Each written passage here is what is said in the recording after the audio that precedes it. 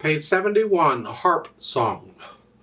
On page 68 and 69, pages 68 and 69, they're introducing you to the chords for the right hand. For G position, the G major chord, the G chord, and the D7 chord, or I could say D major 7th chord.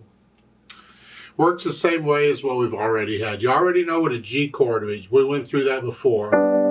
Every other note, bottom note is G. Well, here it's the right hand, you're up here. And they show it to you in the music, the G, the B, and the D. You need to know these notes, so you just think of it as one unit, and you just lower the hand down on all 3 notes. Then the D7 chord, we're here, the thumb is going to come up here. That makes you bring your hand up in this area. Don't stay up here. Only be up in this area around the black keys as long as you have to, and then come back out here. Now, if you have really big hands and fat fingers and you can't fit up in here easily, you're hitting other keys, you can't do that, then you have to adjust the fingering. And in this case, you just bring the second finger down. Here. That's up to you and your size of your hand. But if you can, go ahead and use the thumb on that. Just bring it up here. I won't go deeply into why is it a D7 chord and all that until we get a little further in the book, because we got other things to learn here. I don't want to throw too much extra stuff at you. We got enough to think about in this lesson. We use these chords in Harp Song in both hands. Now they're called broken chords. We have block chords is when all the notes are at the same time. Whatever. In theory, they're at the same time. I don't always get them down at the same time, but I try, sort of. Well, a broken chord is anything else. And in a harp song, we have the chords in the hand. You look at the first 2 measures, it's here. Those are the notes and the measures, but we're just doing it one note at a time. It's a broken chord. And there's all kinds of patterns for broken chords. I mean, it could be anything. This is just one pattern. And that's fine. That's what we're doing here. In the second line, you have the D7 chord in both hands. Yeah. And that's all Harp Song is just doing this stuff. Now, also in a Harp Song, they're introducing you to the damper pedal. Okay, let's talk pedal. On an acoustic piano, those little things the felt things that rest against the strings are called dampers. They keep the strings from vibrating. And then when you play a note, I don't know if you can see it or not, when you play a note, the damper then is taken off of the string, and that allows the strings to vibrate. And then when you release the note, the damper is back against the string again to make it stop. It's a damper. Those are called dampers. Well, the pedal that works those is called a damper pedal. It's also known as the legato pedal, which is more of a technique for pedaling. I think of it kind of like a special effects pedal because it changes the tone. Some people call it a loud pedal. I prefer not to use that term. By adding the overtones to the note, it tends to make it sound louder. It's not really louder. I'm getting ahead of myself. The pedal we're talking about on your piano is the pedal on the right, the pedal toward your right side.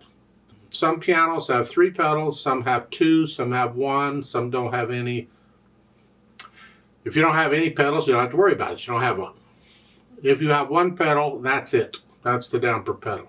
If you have 2 pedals or 3 pedals, it's the one on the right that we're talking about.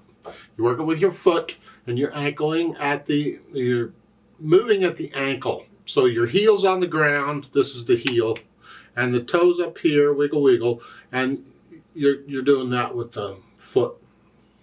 It's a small motion, although in these videos I tend to exaggerate it so you can see it better, but it's really a small motion. You push the pedal all the way down most of the time and then let it up.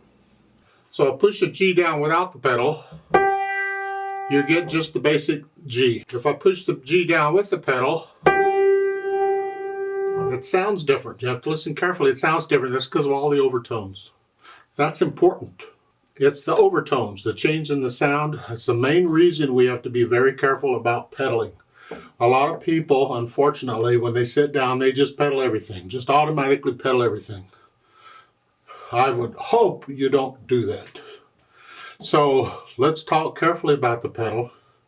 If we're going to pedal for specific reasons. We're not going to pedal.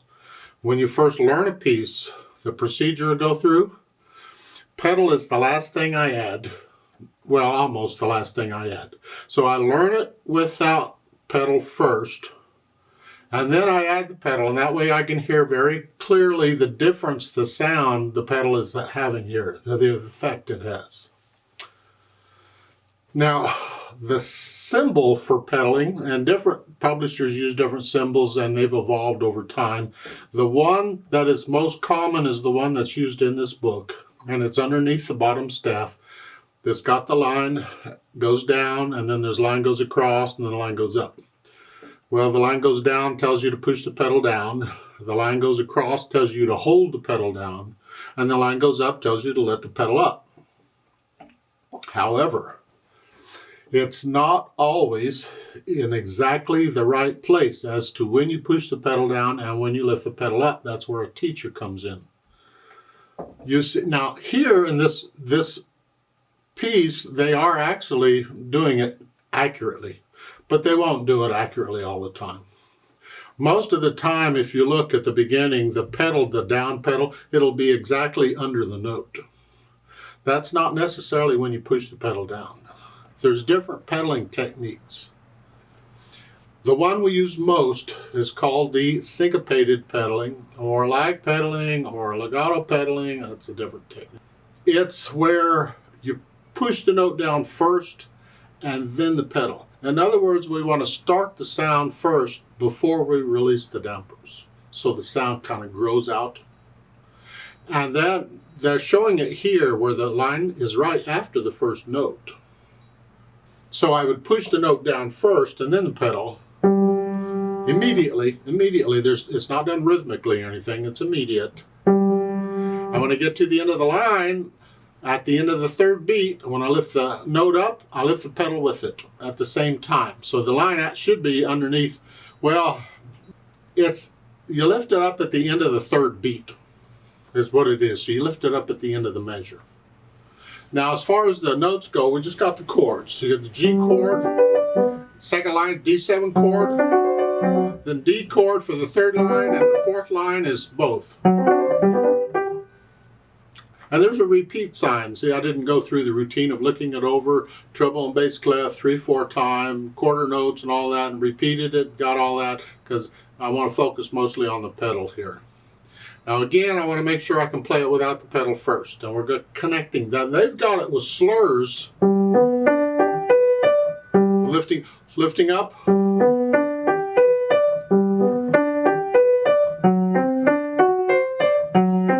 So you're lifting up just a little bit. That's fine, we can do that.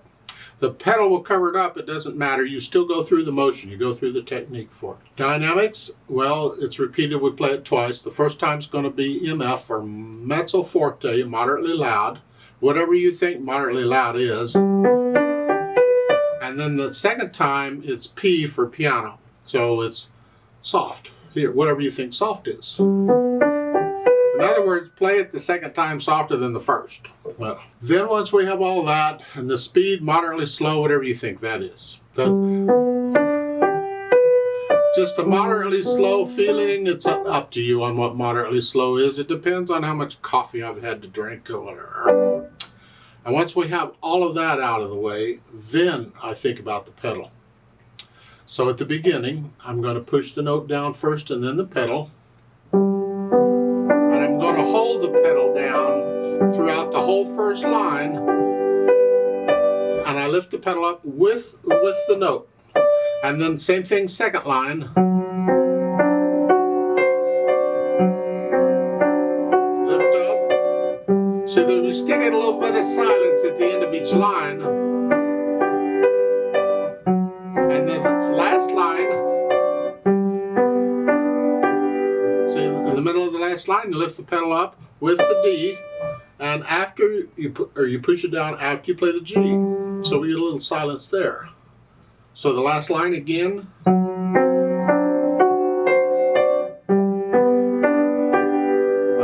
And at the end, then you lift it up when you go to repeat and so forth. That's sort of, for the most part, that's how the pedal works. That's the most common use for it. So that's what we're going to do.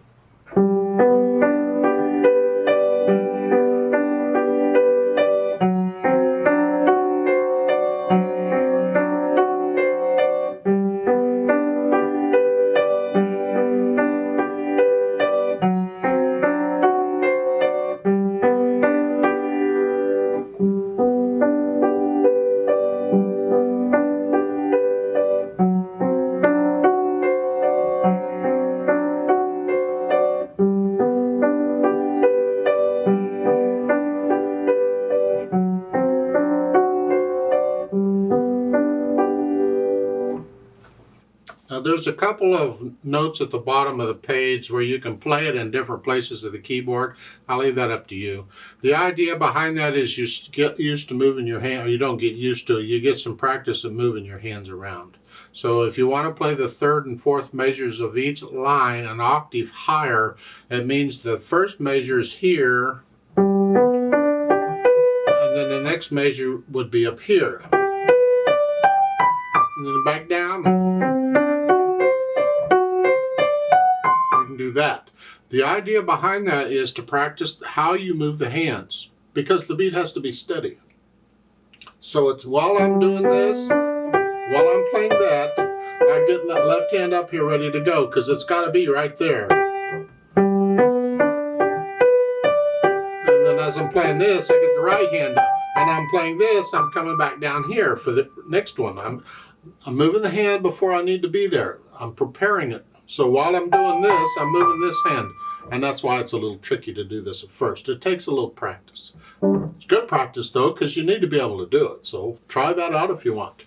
The second note is you play the first two measures an octave lower than written. So you'd come down here and then come up here where it's written. It's the same basic hand movements. You're just at different places of the keyboard. And that's okay. I'd like to play it with you very slowly to double check on everything. I'm not going to do the dynamics. We will repeat it though. We'll play it twice, and I am going to do the pedaling. So I'll give us 3 counts. Let's just go over it slowly together. 1, ready, go.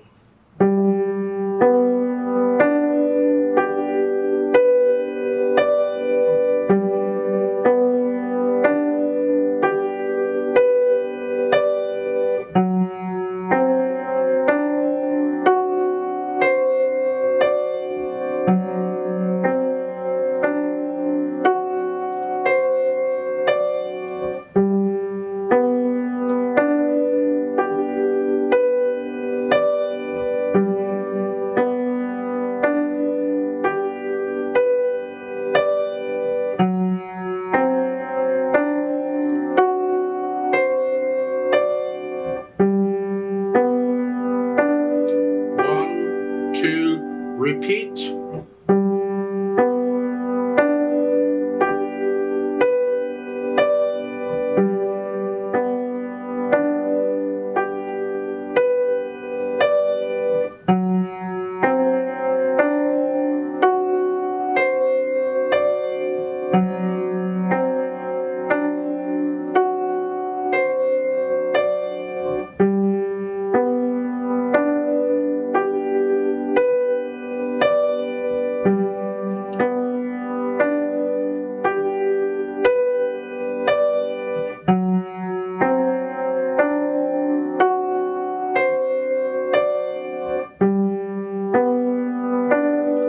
One, two, three.